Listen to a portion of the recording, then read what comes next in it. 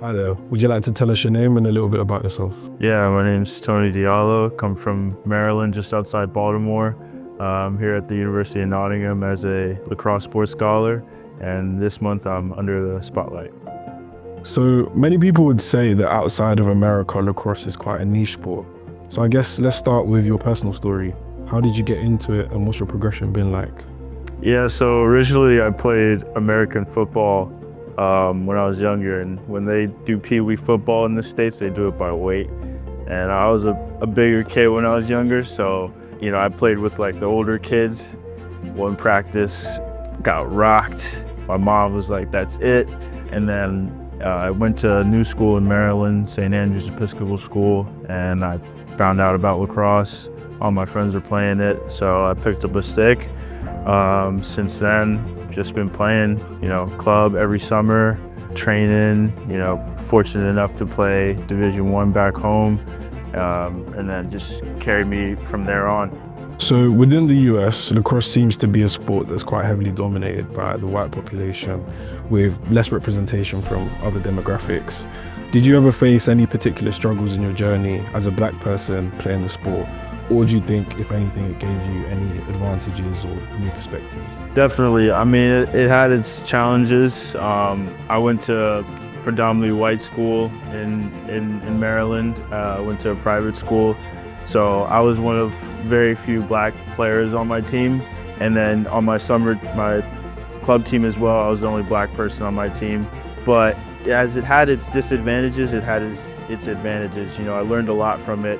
Built a lot of character. There were personalities you had to work with, and it's for the sake of the team. And I'm kind of glad that my love and passion for the sport outweighed whatever adversities I faced from being or feeling like the minority. Because there are points where in high school I thought about stopping.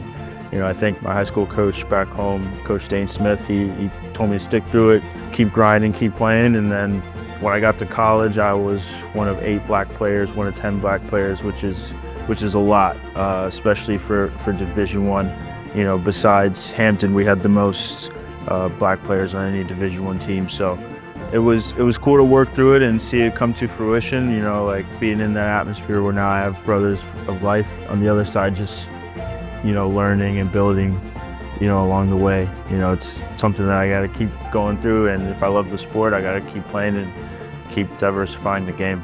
The Spotlight is all about celebrating your achievements, of which you have many. You've won multiple defensive MVPs, been named captain at regional and national levels, amongst many other awards and recognitions. So I imagine it might be difficult, but if you had to pick a particular award or achievement that stands out as a highlight of your career, what would it be? Man, definitely. I'd have to put it with like Jamaica Lacrosse, being selected as a captain for the U21 World Games in Ireland. That was a big one for me.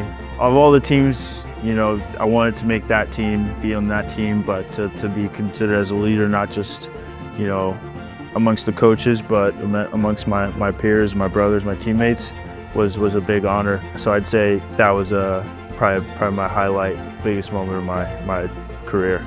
So I guess on the other side of all of that success, have you ever experienced a major setback or a shortcoming that you feel has shaped you as a person? And if so, what was your key takeaway from that experience? Before the 2023 San Diego World Games, I strained my hamstring really bad, and I wasn't sure if I was going to be able to play. In that middle of things where I could be good, I might not be. I put a lot of faith in my coaches and my trainers, and they said, trust them during the process, keep pushing through it. And in that kind of lesson, I learned to be patient, be grateful. In that, I was pissed, I couldn't move how I wanted to, but I had to be grateful I could move. Grateful I could still walk 2 feet. It's not anything worse. In that moment, it just taught me, you just got to pivot, keep moving in life, especially if you want to be there. You're going to face setbacks. Just got to keep pushing through. After all you've already achieved, it's clear you still have much more to give to the sport, both playing and off the field.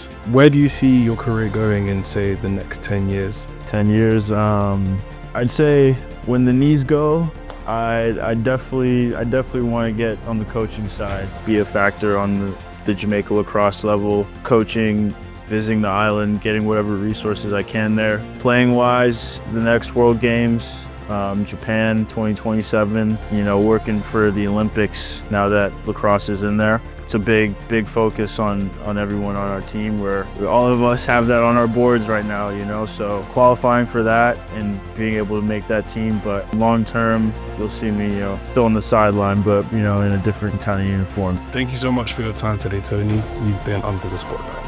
Thank you.